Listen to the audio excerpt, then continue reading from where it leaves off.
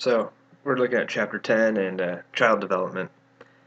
Now, I've always had the entertaining, you know, there's always the entertaining stereotype of PKs, or pastors' kids. They're always either super sheltered or they eventually, and because they're sheltered, they're either really socially awkward or they go off the deep end and become goth, rebellious, take your pick.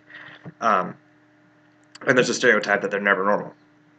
Well, there's a spot in Spotlight 10.9 to talk about missionary kids, which are the only things that have a greater stereotype than pastor's kids in the Christian realm, at least talking about children.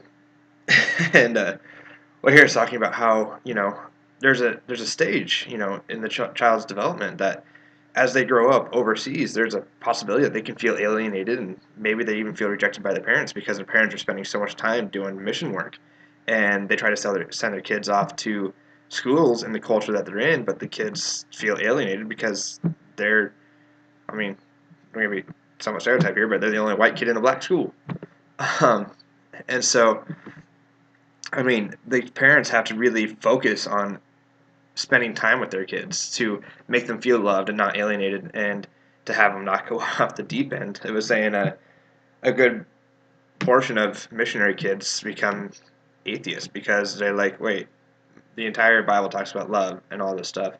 And my parents, they cared more about the other kids, the other families in the country that they're in, than the ones that than their own. And I've seen some missionaries that send their kids back to the states, live with their grandparents, whatever, so they can grow up in the United States culture.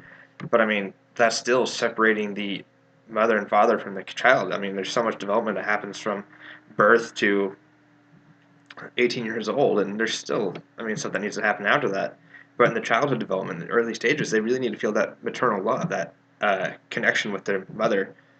And a lot of times they don't get that because the mother's oftentimes out and about, and maybe they hire one of the people from the country they're in to take care of the child. So it's just a really interesting spot. If you're going to have kids overseas, it really has to be a calling. I mean, there can be advantages to it, and this talks about it how it can teach that country or that culture how Christians should raise their children. But at the same time, there's a lot of scary tendency or scary things that could happen. So it's just really got to be paying attention and praying about it. Make sure that's what's called for you, and yeah, stuff like that.